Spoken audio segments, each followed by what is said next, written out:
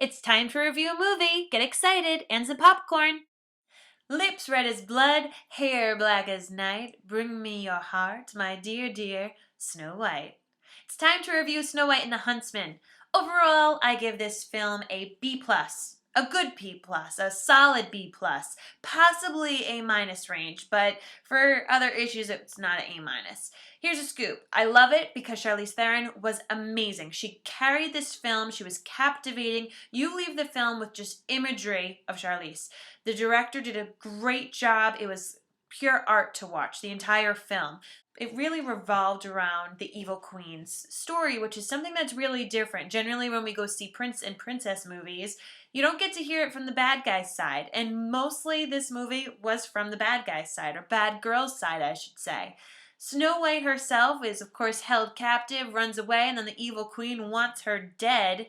You find out why, and you get to have a cool backstory about the evil queen. While Kristen Stewart, she did a good job, but she didn't talk much, which I think contributed to why she did a good job. She pretty much said like three things.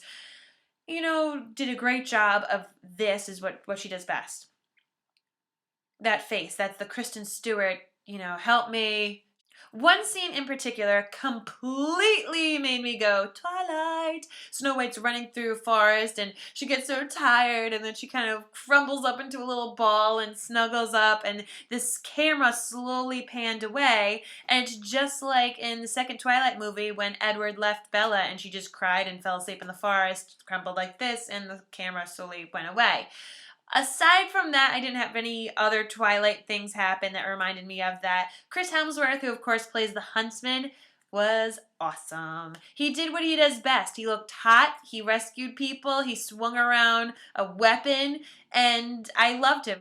Working out his biceps, checking that out. The dwarves were great because a lot of them were great actors that you will recognize from other films. Really witty. Problem with the dwarves, though, a couple of them I couldn't understand. I really couldn't. I sat there and the dwarves would have their conversation and they'd be talking to Snow White.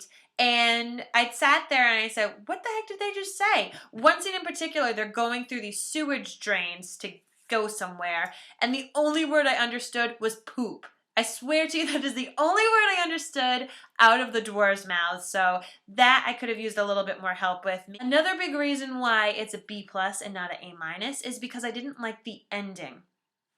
What can I say?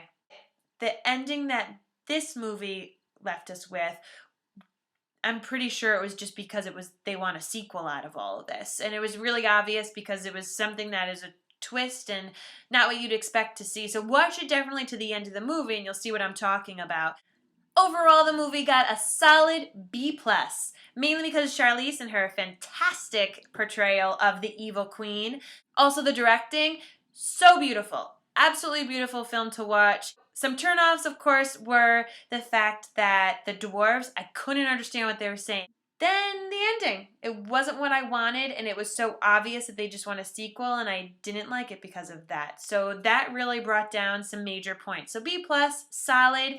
Guys will definitely enjoy it if they like Lord of the Rings movies, if they don't mind to see some battles and some fantasy. I'd say take them. It's not a kissy, mushy movie that they would want to vomit afterwards. I think they'll actually have a really good time. And is it appropriate for kids? It's a little violent. There's not really blood that often, maybe a couple of times. So I hope you enjoy my review. I want to know what you guys think. Leave me a video response and I'll talk to you soon. Take care.